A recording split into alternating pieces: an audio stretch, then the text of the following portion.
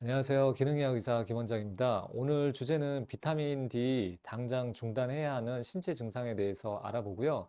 이 비타민 D가 사망률을 올릴 수 있는지 아니면은 이제 그렇지 않은지 한번 이야기를 해보도록 하겠습니다.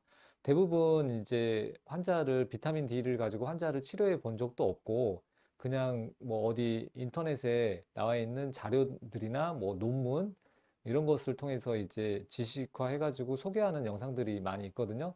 저는 이제 비타민 D 치료를 한 10년 이상 수천 명의 환자들을 치료하면서 그런 임상 경험이 있는 의사입니다. 기능의학으로 이제 그런 환자들을 이제 여러 명을 치료하고 실제로는 이런 부작용들이 비타민 D 부작용들이 생기는지 어떤 뭐 안전하게 쓸 수 있는지 그것은 실제로 처방해 본 경험이 많은 의사가 가장 잘 안다고 할 수 있을 것입니다. 그래서 그런 전문가적인 의견, 기능의학 의사의 의견도 한번 들어보시면은 비타민 D 섭취를 하는 데 있어서 먹어야 할지 말아야 할지 어떻게 먹어야 할지 그 판단하는 기준이 될 수 있을 것 같습니다. 본론으로 들어가 보겠습니다. 영상 보시기 전에 주의사항입니다. 그래서 비타민 D 부작용은 가장 큰 부작용은 바로 칼슘이 혈액 속에 칼슘이 상당히 많이 올라간다는 것입니다.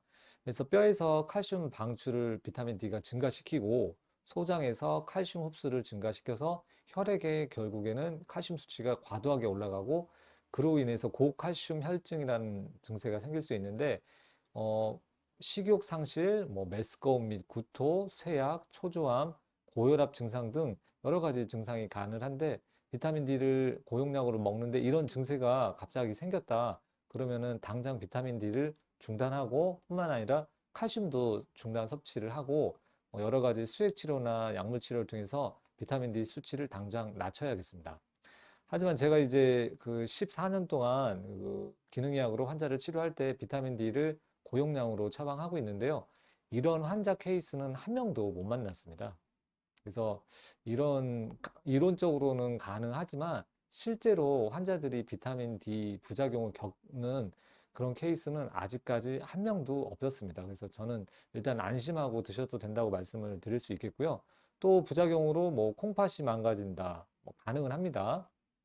뭐 근력이 약화되고 불면증이 생기고 콜레스테롤이 올라간다. 그리고 석회화가 칼슘이 침착돼서 석회화가 잘 생기고 치매가 악화되고 심지어 사망률까지 증가한다고 하는 그런 내용들이 있어요. 근데 그게 그 자료가 과연 맞는지 안 맞는지 한쪽 얘기만 들으면 다 맞는 얘기 같거든요. 그래서 오늘 이야기도 들어보시고 한번 판단해 보시면 좋을 것 같습니다. 그 반면에 이제 비타민 D 효과는 오히려 이제 구루병, 비타민 D 결핍에서 뼈가 약해져서 휘어지는 구루병, 소아에서 생길 수 있겠죠. 그리고 이런 병을 치료하는데 도움이 되고요. 그리고 자가면역 질환, 뭐 건선, 다발성 경화증, 뭐 백반증, 류마티스 관절염, 그다음에 염증성 장질환인 크론 궤양성 결장염 등에도 도움이 된다고 알려져 있습니다. 그리고 심장 질환에도 도움이 되고요. 근데 코로나 바이러스 감염에 의한 중증 감염으로 진행되는 것을 좀 막아주는 효과도 있다 이렇게 알려져 있고 우울증에도 개선이 되고 체중 감소에도 도움이 된다라고 하는 다양한 효과가 있기 때문에 우리가 섭취를 하는 거죠. 그리고 근력이 약화되는 게 아니라 강화시키는 효과가 있고 불면증이 아니라 수면의 질을 개선시키고 콜레스테롤이 증가되는 게 아니라 콜레스테롤이 감소하고 치매가 악화되는 것이 아니라 기억력이 개선되는 예방에 도움이 된다. 그러는 것이죠. 그렇다고 이런 비타민 D 효과가 있다고 해서 비타민 D 하나만 먹으면은 이런 모든 질환이 해결이 된다. 그런 얘기는 당연히 아니죠. 다른 기타 여러 가지 도움이 되는 치료나 영양소나 보조제가 있기 때문에 그런 것들을 함께 하고 또 원인이 되는 그런 병의 원인이 되는 원인들을 찾아가지고 해결을 해줘야지 좋아지는 거지. 딸랑 비타민 D 하나만 먹으면 이 모든 질환이 해결된다? 그런 것은 아니죠. 예, 그렇게 확대 해석하면 안 되겠습니다. 그래서 비타민 D 같은 경우에는 이 질환의 발병률을 줄여준다고 되어 있고요. 요 가로는 비타민 D 그 혈액 수치이고 세로는 이제 발생률을 줄여주는 거죠. 그래서 비타민 D 효과가 이런 모든 질환을 발생률을 줄여주기 위해서는 여기까지 와야겠죠. 여기까지. 그게 한 70 정도 되겠네요. 70 이상 정도 유지를 하게 되면은 일단 췌장암이나 뭐 신장암, 유방암, 대장암 같은 암 발병을 줄여주는 효과도 있다. 일형 당뇨, 그다음 골다공증, 뭐 골절, 고혈압, 뭐 독감까지도 예방해주는 발생률을 줄여주는 효과가 있다. 그래서 제로로 만든다는 얘기는 아니죠. 예, 그렇게 오해하시면 안 되고요. 그리고 바이러스 감염을 위해서는 한 40 정도 유지하면 되겠다. 이런 표가 있는 거는 한 번씩 보셨을 수도 있겠습니다. 그래서 이 표를 기준으로 잡으면은 한 70 정도로 목표를 잡는 게 좋은 게 아니냐. 그렇게 이야기할 수 있겠습니다. 실제로 이제 비타민 D를 그러면 과하 복용하면은 아까 그 말씀드렸던 부작용이 혹시 생기는지 한번 체크를 해볼게요. 환자가 이제 비타민 D를 처음에 왔을 때는 16.3이었습니다. 그래서 비타민 D 고용량 요법을 했더니 120 이상 나왔는데 그 희석해서 한 검사상으로는 한 130 정도로 아주 높게 나왔습니다. 그래서 기준치가 이제 100을 못 넘게 되어 있는데 독성이 증가할 수 있기 때문에 그래서 100을 넘었으면은 그러면은 앞에서 언급한 부작용들이 생겼는지 한번 살펴보겠습니다. 먼저 칼슘이 올라가는 게 가장 중요한 문제였잖아요. 비타민 D를 섭취하기 전에 9.7이었거든요. 7이었는데 비타민 D를 이렇게 많이 올렸는데 9.4로 오히려 칼슘 수치가 떨어졌네요. 칼슘 수치가. 그리고 콜레스테롤이 올라간다 그랬잖아요. 콜레스테롤이 총 콜레스테롤이 110, 183이었는데 오히려 163으로 떨어졌고요. 좋은 콜레스테롤은 41에서 97로 올라갔고 LDL 콜레스테롤은 오히려 52로 안 좋은 콜레스테롤 떨어졌고요. 중성 지방도 이렇게 떨어졌습니다. 그래서 콜레스테롤이 올라가는 게 아니라 오히려 콜레스테롤이 떨어지는 효과가 있었을지도 모르겠습니다. 그리고 또 하나 중요한 게 그 신장 기능이 떨어지는 게 문제거든요. 그래서 이렇게 칼슘이 높게 되면은 신장 기능이 떨어져서 신장이 망가질 수 있다는데 GFR이라고 해서 신장 기능을 보는 수치인데 이 60 이상이면 정상입니다. 그래서 88이었습니다. 처음에. 근데 어떻게 됐죠? 121로 오히려 더 신장 기능이 더 좋아졌네요. 그러니까 그 뭐 그런 레포트들이 극단적인 레포트들이 있지만 이 비타민 D 수치는 환자의 상태에 따라서 훨씬 더 높여야 되는 사람도 있고 낮춰야 되는 사람도 있습니다. 일률적으로 얼마 이상 먹으면은 비타민 D 부작용으로 뭐 사망할 수 있다, 뭐 해로울 수 있다 이런 것은 아니라고 확실하게 말씀드릴 수 있겠습니다. 그래서 우리나라 비타민 D 평균은 18.4예요. 그래서 평균 요 정도 나오고 기준은 비타민 D는 이제 20 이하를 결핍, 21에서 29를 이제 부족, 30에서 이제 100 사이를 적정한 수준으로 보는데요. 근데 저는 이제 70으로 목표를 잡고 있었는데 이제 이 70이라는 목표를 저는 바꾸게 됐습니다. 그래서 70이 아니라 어떤 사람은 40일 수도 있고 어떤 사람은 뭐 150일 수도 있습니다. 그래서 그거는 환자의 비타민 D 상태에 따라서 환자의 건강 상태에 따라서 달라질 수 있다는 거 일단 말씀드리고요. 그리고 이제 비타민 D는 우리나라 이제 여성은 93.3%, 남성은 86.8% 해가지고 거의 뭐 88%가 비타민 D 결핍 상태이고요. 그 이제 태국이라든가 브라질 같은 경우는 비타민 D 결핍 환자가 적죠. 뭐 그쪽은 이제 뜨거운 나라고 적도 부근에 있는 나라이기 때문에 태양에 의한 그 비타민 D 보충이 잘 되는 국가이기 때문에 햇볕을 잘 보는 국민들이 많기 때문에 비타민 결핍이 적은 것이고 우리나라 같은 경우는 어때요? 대부분 선진국으로 우리가 들어가면서 3차 산업, 4차 산업이 발달되면서 대부분 실내 환경에서 생활을 하고 있기 때문에 비타민 D 결핍이 되죠. 저만 해도 비타민 D를 보충하기 위해서 햇볕을 쬐는 그런 시간이 하루에 1분도 안 되는 것 같아요. 그래서 아침에 출근했다가 퇴근하면 이미 해가 져 있기 때문에 주말을 이용하지 않고서는 햇볕을 쬐 방법이 없습니다, 거의. 그래서 이렇게 대부분의 사람들이 실내 생활 위주로 하고 있고, 그리고 이렇게 햇볕 노출하는 시간이 거의 없기 때문에 비타민 D 결핍은 당연한 것일 수밖에 없고요. 그것을 보완하기 위해서 비타민 D를 먹는 걸로 좀 어느 정도는 보충을 해야겠습니다.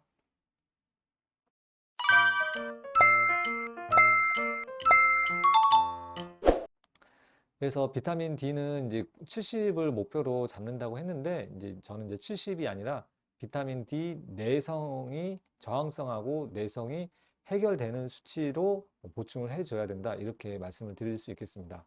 그래서 비타민 D의 저항성이라는 거, 내성이라는 건 아마 처음 들어보신 분도 많을 거예요. 그래서 인슐린 저항성이라고 해서 인슐린 수치가 높아도 세포에 제대로 작동을 못하고 혈관에 있는 혈액에 있는 혈당이 세포로 들어가지 못하는 것을 인슐린 저항성이라고 하고 그 당뇨인 분들이 이런 상태가 있는 분들이 많은데 최근에 보면은 이제 검사를 통해서 확인해 보니까 비타민 D 내성 및 저항성이 있는 환자도 꽤 많습니다. 그래서 이렇게 비타민 D 내성이 있는 경우에는 훨씬 더 많은 비타민 D를 보충을 해줘야 됩니다. 그래서 그 보충해줘야 되는 용량은 개개인마다 다 다릅니다. 그래서 떤 절대적인 수치 60이다, 뭐 20에서 30이다 이런 것이 아니고요.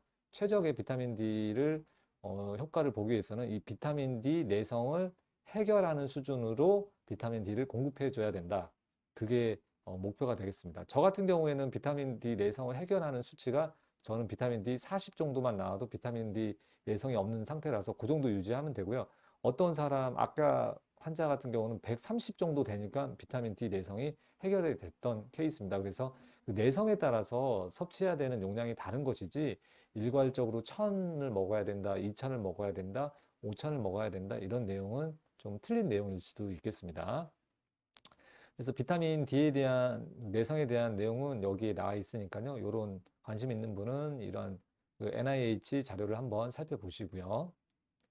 그래서 내용을 살펴보면은 이제 비타민 D가 이제 뭐 햇볕을 통해서 피부를 거쳐서 이렇게 혈관으로 이렇게 어, 단백질에 붙어가지고 이동을 하는데 이 단백질에도 유전적인 이상이 있을 수도 있고 간에서 이제 대사되는 과정 중에서 간에 그 유전자 변이가 있는 경우도 있고요. 그리고 콩팥에서도 활성화될 때 콩팥에 이제 유전자 변이가 있으면은 비타민 D가 제대로 작동을 못하고 내성이 생기고요. 그리고 갑상선 쪽에도 부갑상선 쪽에도 문제가 될 수가 있고 그리고 세포의 그 비타민 D 수용체에도 이제 문제가 생겨서 비타민 D 내성이 생길 수 있습니다. 그리고 이 수용체 문제를 일으키는 것이 이제 독소, 이제 중금속이나 환경오염, 그리고 스트레스, 그리고 세균이나 바이러스 감염에 의해서도 이런 비타민 D 내성이 생길 수 있기 때문에 이런 상태에 따라서 비타민 D 섭취해야 되는 수치는 달라질 수 있는 것입니다. 그래서 유전적인 원인이 상당히 크게 작용을 하고 그래서 비타민 D 내성을 유발하는 유전자 변이가 있는 분들이 꽤 많거든요. 이런 분들이 이제 자가 면역에 문제가 생기거나 비타민 D 내성이 생기는 것이죠. 그리고 환경적인 요인으로는 뭐 세균이나 바이러스 그리고 어떠한 약물, 뭐 중금속이나 환경오염 등등이 해당이 되겠고 그리고 더 악화시키는 요인으로는 이제 노화가 원인이 될 수 있고 그리고 햇빛 노출이 상당히 줄어들면서 비타민 D 내성이나 이런 작용이 떨어질 수 있겠다고 할 수 있겠습니다. 그래서 이 자료에는 비타민 D를 섭취해야 되는 용량에 대해서도 설명을 하고 있는데요. 그래서 어떤 그 다발성 경화증 같은 경우에는 1000 IU를 섭취하는데 1kg에 1000 IU를 매일 섭취하라고 되어 있습니다. 그러면은 60kg 기준이라고 하면은 6만 IU까지 처방을 할 수가 있고요. 그 외에 뭐 류마티스 관절염이나 뭐 건선, 크론병, 궤양성 대장염 이런 질환 같은 경우에는 300에서 500 곱하기 여기 60을 하면 되겠죠. 그래서 500을 곱했을 경우에는 3만 IU를 매일 섭취를 해야 된다. 이렇게 나와 있고 그 외에는 뭐 하시모토 질환은 한 18,000 정도, 60kg 기준으로는 18,000 정도 복용을 해야 된다. 이렇게 가이드라인이 나와 있는데요. 이렇게 이제 비타민 D 내성이 있다는 얘기는 그 자가 면역 질환이 있을 가능성이 높고 이런 자가 면역 질환이 있으면서 비타민 D 내성이 있으면 이렇게 고용량으로 섭취를 할 수도 있겠다. 이해하실 수 있을 것입니다. 근데 이거를 이 표만 보고서 그냥 임의로 개인이 그냥 이렇게 함부로 섭취하는 것은 추천드리지 않고요. 꼭 비타민 D 내성이 있는지 없는지 확인을 하고 그 기능의학 의사의 그 지도, 설명, 처방에 맞게끔 주의사항 같은 거를 듣고 어, 섭취를 하셔야지 그냥 이 표만 보고서 그냥 임의대로 섭취하는 것은 추천드리지 않습니다. 예, 혹시라도 모르는 부작용이 있을 수 있기 때문에 꼭 담당 의사와 상담을 하신 다음에 주의사항도 설명을 듣고 내성 검사도 하고 처방을 받으시길 바랍니다. 그래서 비타민 D 혹시라도 그래도 부작용이 생길 수 있는 부작용을 줄이기 위해서는 비타민 K2와 A를 함께 보충을 하는 게 중요하고요. 그래서 비타민 K2와 A가 비타민 D의 부작용을 줄여주는 완충 작용을 하는 상호 보완적인 작용을 하는 비타민이기 때문에 꼭 챙겨서 드시면 좋겠고요. 물도 하루에 1.5리터 이상 충분히 섭취하는 것이 중요하고요. 더 중요한 건 이제 내성하고 저항성을 꼭 확인하고 섭취하는 것을 추천드리겠습니다.